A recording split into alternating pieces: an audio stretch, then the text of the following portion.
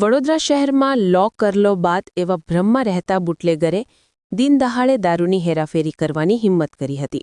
ત્યારે વડોદરા શહેર પીસીબીએ ધોળા દિવસે આંબેડકર સર્કલ પાસેથી ખીચોખીચ વિદેશી દારૂ ભરેલ નંબર વગરની નવી જ કાર ઝડપી પાડી ભ્રમને તોડ્યો હતો। પીસીબીએ કાર ચાલકની અટકાયત કરી દારૂ ક્યાંથી લાવ્યો, કોને મોકલાવ્યો અને કોને આપવાનો હતો સહિતની દિશામાં તપાસ હાથ ધરી છે।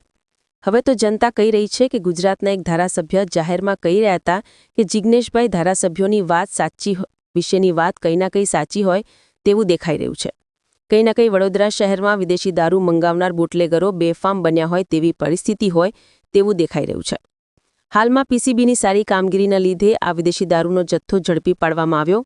હવે તે જોવાનું રહ્યું કે જે કોઈ પોલીસ સ્ટેશનમાં તપાસ સોંપવામાં આવે તેમાં કયા વિદેશી દારૂ મંગાવનારના બુટલેગરોના નામ ખુલશે ને તપાસ અધિકારી આ ગાડી જે ઝડપાઈ છે તેમાં ઈસમ ઝડપાયેલ તે હવે કોણે મંગાયો તો વિદેશી દારૂ ઝડપાયેલા સામે એક વ્યક્તિનું નામ જે ઝડપાયેલ તેનું નહીં, આરોપીનું નામ અભિષેક ઉર્ફે અબુ મુકેશભાઈ ધોબી રહે, અમીદર્શન સોસાયટી દિવ્યાશીષ કોમ્પ્લેક્સની બાજુમાં વાધોડિયા રોડ વડોદરા કેવી તપાસ કરશે તે જોવાનું રહ્યું। તપાસ અધિકારી દ્વારા નહીં પકડાયેલ આરોપીનું નામ મહેશ મારવાડી